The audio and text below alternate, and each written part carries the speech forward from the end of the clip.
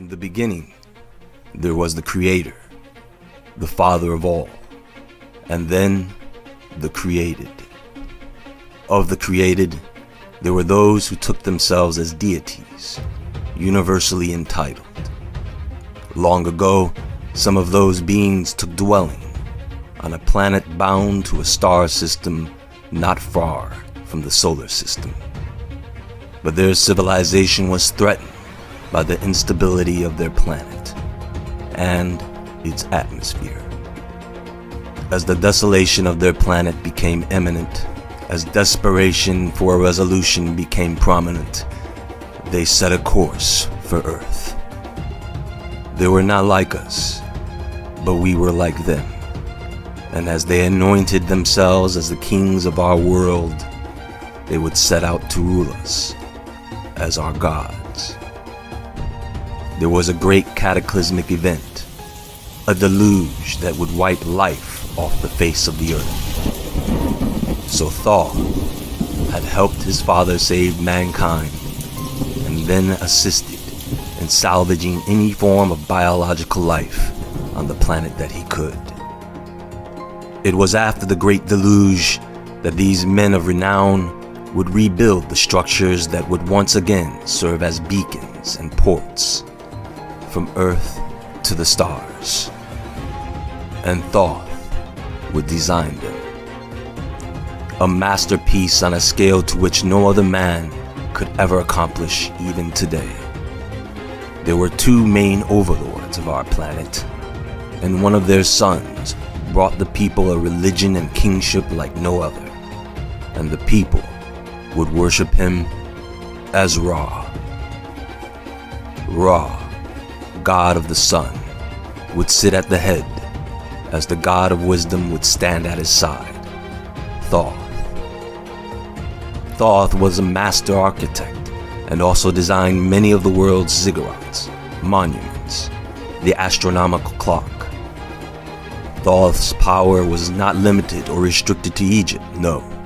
At this time, these beings ruled the world. Thoth would go out to put a hand in developing other civilizations, such as the Olmecs and the Mayans. To them he is known as the snake god, who brings together giant snakes and dragons. And there is another place, another civilization that Thoth may have helped establish during his reign, and that was the kingdom of Atlantis. It is here that Thoth would be known as the great alchemist, Hermes Trismegistos, who is believed to be the author of the Secret of Hermes, the secrets of the universe, the secrets of transmutation, inscribed onto a tablet of emerald green.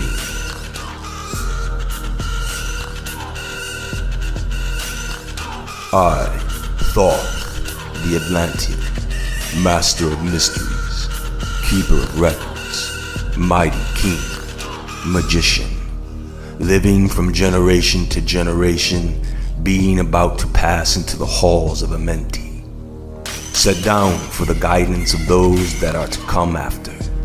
These records of the mighty wisdom of great Atlantis. 100 times 10 have I descended the dark way that led into light. And as many times have I ascended from the darkness into the light, my strength and power renewed. Now for a time I descend, and the men of Kem shall know me no more. But in a time yet unborn will I rise again, mighty and potent, requiring an accounting of those left behind me.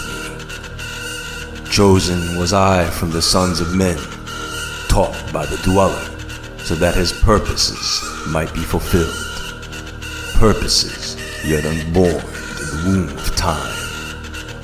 Long ages I dwelt in the temple, learning ever and yet ever more wisdom, until I, too, approached the light emitted from the great fire. Builded I the great pyramid, patterned after the pyramid of earth force, burning eternally so that it, too, might remain through the ages. In it, I builded my knowledge of magic science, so that I might have here when I again return from Amenti. While I sleep in the halls of Amenti, my soul roaming free will incarnate. Dwell among men in this form or another. Emissary on earth, I am of the dweller, fulfilling his commands so many might be lifted. In his writings, he speaks of the children of light who had looked down upon the world and saw mankind in bondage. The children of light knew that the only freedom from that bondage would give mankind the ability to ascend to the sun. 32 were the number of them who had come among men, in hopes to see man thrive